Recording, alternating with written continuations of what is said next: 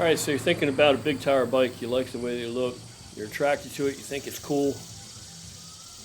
Well, here's a few realities you might want to check out first and consider. They do not ride like a regular motorcycle that you're probably accustomed to. This one I'm sitting on, my bike's got a 250 tire with a belt drive. And yeah, it's badass. It's got some high-end wheels and stuff on it, and big fat super heavy duty thick gauge fender. And this fender's so thick I could climb up on it and bounce up and down with both my feet if I wanted to, and I guarantee you there's no way in hell I'm going to dent that fender, bend that fender, or any other thing. So yeah, it's awesome.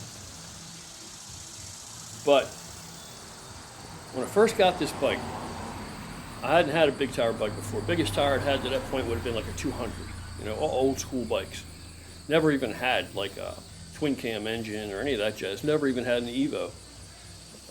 Newest thing I had prior to this would have been a shovel head, a cone shovel. I had generator shovels, I had pan heads, and I had a cone shovel. And they were all fast bikes. One bike had a 2-stage fogger on it, which was an FXR I had. And they were all really fast. So a couple points to consider about these bikes. Number one, they're a little heavier than would otherwise be. That swing arm is heavy. The combination, the swing arm, the fender, the rim, the tire, it's a lot more weight. All that spacing that has to go on the primary side. These bikes are heavier than a typical soft tail. Comparable soft tail would be if it had just a more conventional tire on it. So they're heavier, that's the first thing. Now, how much are you gonna realize that riding the bike? Well, when you initially get on the bike, when I first got this bike and got on it, and I've been riding all my life, and I've had rigids, and I've had long extended springers and long stretched out rigids, and I've had more conventional front ends, and I've had FL style bikes. My pan was an FL. I've had the wide glide extended front ends. I've had pretty much what was out there to be had. Original springers, aftermarket springers, all that shit. And this was a whole different experience riding this bike. Now, this bike's got an extended front end on it, telescoping front end, it's long, but that wide tire made a huge difference. And initially, I hated it. I hated the ride. I thought, man, I wish to hell that somebody would have hipped me to the fact that these things ride like shit before I got this thing together, before I started riding this bastard. When I first started riding it, I thought, it's got all the awesome parts, it's a gorgeous bike, it's so cool, it's got a great stance. This Yaffe frame, this soft tail Yaffe frame, which feels similar to a hardtail, it's a little bit more cushion, but not a whole lot because it's so low. I'd have to say it absolutely is the coolest soft tail frame I've ever seen. Soft tail frames to me, they never look like a hardtail, they never look like a rigid.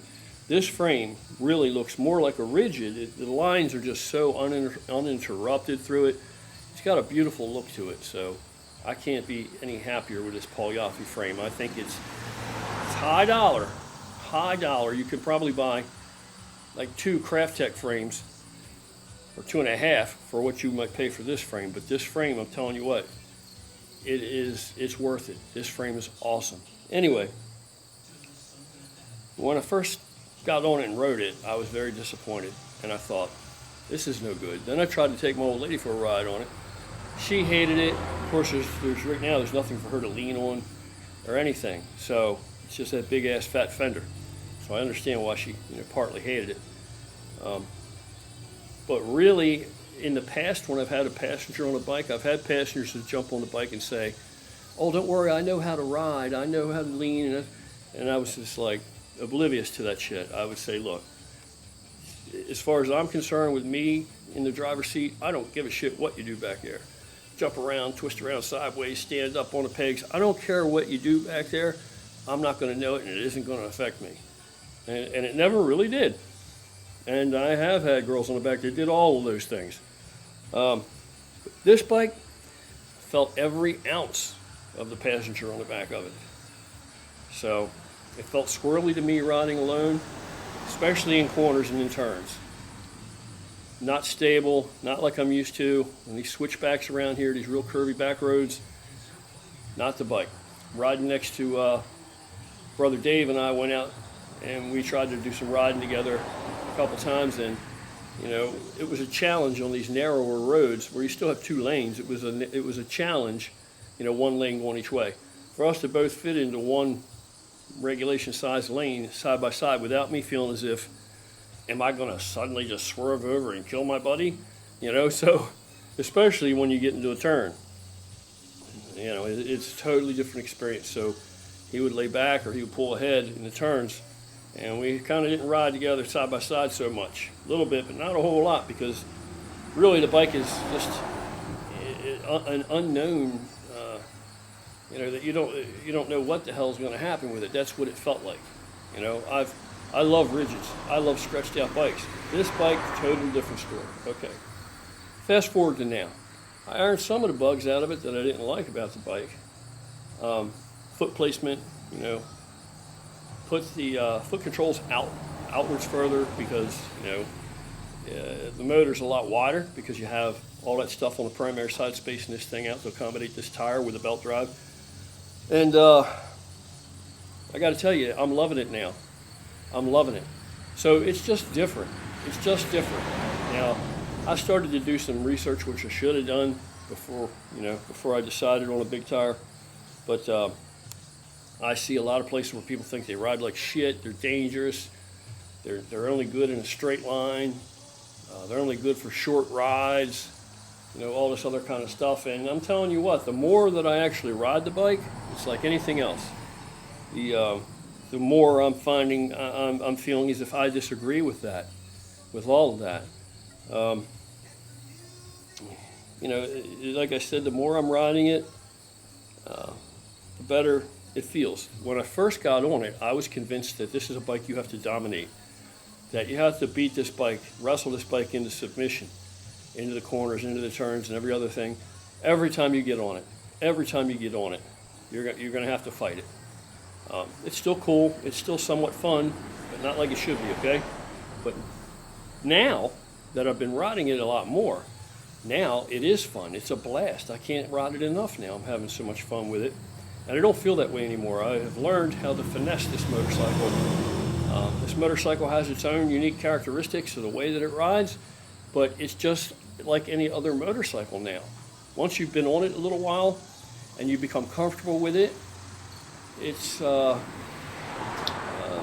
very pleasant experience. It's eye-opening for me because, like I said, initially, I wasn't about this at all once I started riding it. I was just totally disappointed, and I thought, this has to go. But now, I'm loving this bike.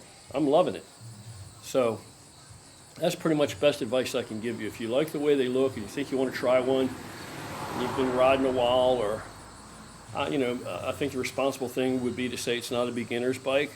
But to be quite honest with you, the first motorcycle I ever rode was a rigid frame Triumph that was had a lot of stretch in the back of it, and had probably, I don't know, 12 over, 14 over front end maybe, Springer. And I just jumped on and rode it. You know, at first it felt squirrely, just like this one did, but, you know, very quickly the bike was extremely comfortable, and I could do anything with it, basically. I had no problem riding it, none at all. And this is the same way, and that was the first bike I ever rode. And then after that, hardtails became my love. I had many, many hardtails, and I like choppers. I like I said, I had an FXR that was, just a rocket, just a throttle rocket, and I love that too. So all the bikes have been pretty quick. I had a shovel pan in a rigid frame with, I think, a 4-under front end on it, a great big fat telescopic front end, and it had Delcron cases, and it was a shovel pan, shovel pan, generator shovel. Yeah, that's what it's set up to look like, but it actually was Delcron cases and all this aftermarket stuff, and it was a rocket too. It ran really well. This one needs a little more power. It's a twin cam 88. It has sufficient power. It's significant enough. It's probably good for most of the people today riding Harley Davidsons. They would probably be more than thrilled with the amount of power this bike has. Myself personally, I'm thinking now I'm just going to keep this bike, and I'm going to go ahead and do the additional engine work to this fresh engine that I was thinking about doing this winter.